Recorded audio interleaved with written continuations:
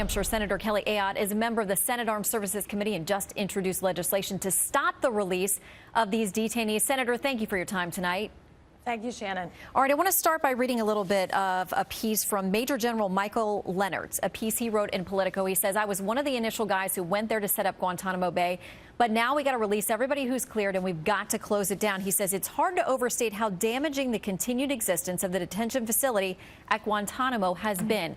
What's your response? My response is what is damaging is the 30% of Guantanamo detainees that have been released that are suspected or have actually gotten back in the battle against our soldiers and our allies, because I think the worst thing is that our men and women in uniform ever have to confront someone we had captured before. So that is the issue, Shannon. When we look at what's happening around the world right now, and we saw the attacks in Paris, just to put some perspective, the detainees that are being released by the administration, many of them were designated high risk. That means high risk for re-engagement for terrorism. That's where the focus needs to be, not in the president trying to fulfill a campaign promise. It has to be on protecting the American people and our troops and our allies. Are you somewhat baffled by the fact that we do release some of these detainees, the last 5 by my count, to Yemen, where we know there is a growing problem, an infestation of radical terrorists who are there and actively carrying out proudly and boldly campaigns against innocent people? Shannon, Yemen is the wild, wild west for terrorists. Just last week, there was a suicide attack there where 50 people were murdered. We have a situation where 2 of the alleged attackers that were involved in Paris are connected with Yemen.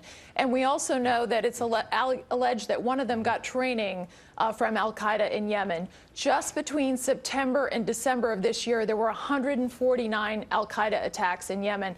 That's why our legislation seeks to prohibit the administration from transferring anyone to Yemen. When you have a 30% re-engagement rate for terrorism or suspected re-engagement, why would you send anyone to Yemen knowing the security situation there, knowing that they have al-Qaeda training camps there? It just makes absolutely no sense in terms of keeping us safe.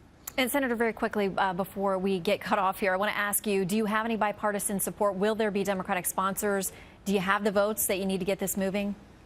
Well, right now, today, myself, Senator Burr, who's the chairman of the Intel Committee, Senator McCain, who's the chairman of the Armed Services Committee, and Senator Graham have introduced this. We'll be seeking more support. But I don't know why anyone, in terms of the provision of this legislation on Yemen, I got in the Senate Armed Services Committee NDAA version a prohibition on Yemen.